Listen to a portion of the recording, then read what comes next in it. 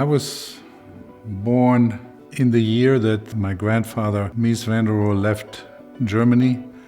But I met him personally and for the first time in 1952. In 1957, I went out to the Farnsworth House because I had to see it.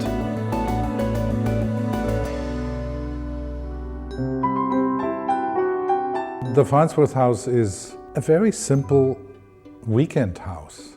It is really one large room enclosed by glass windows, sitting in the landscape, and it is raised from the ground. It's like floating on air.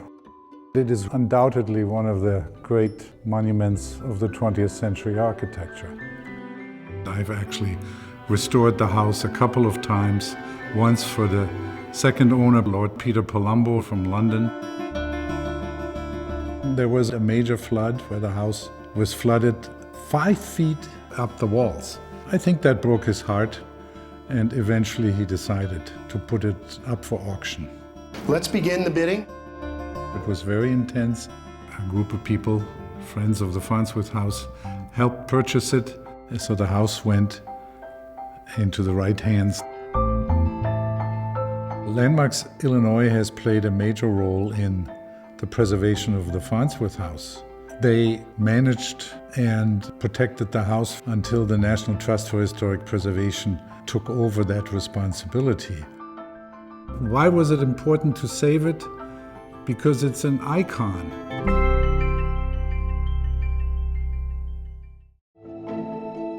Well, we're coming to the church as pastor and wife. We had no idea that this was the most important building to African Americans in the city. We just knew that this was our new assignment.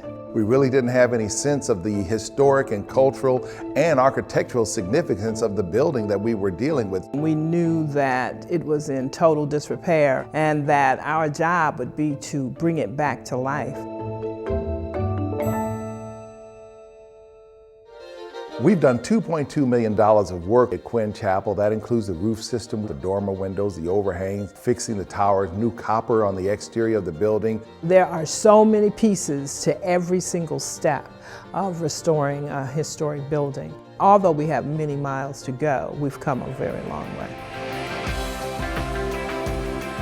Landmarks Illinois has been an important part of what we've done at Quinn Chapel. Not only did they give dollars, but they gave time, expertise, and encouragement. Restoring that building has always been and will always be about the people that it affects. We weren't about saving the building for the building's sake, but we were about saving the building to save the community.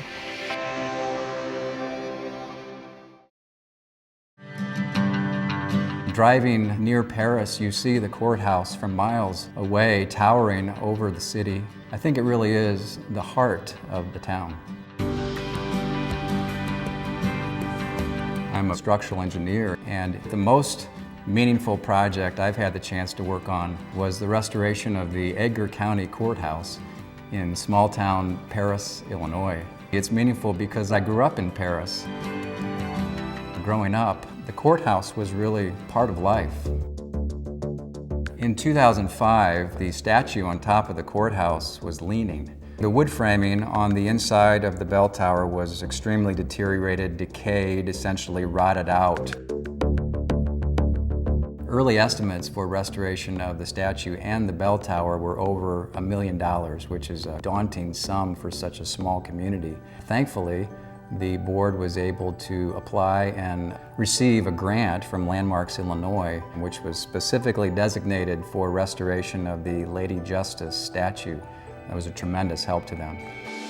I wanted to do something civically to help stimulate redevelopment. And the courthouses are the most important building in the county. It's really about a civic good. The loss of these types of buildings is a loss of part of our story. And so preserving them is a way to maintain the history of our communities and of our people.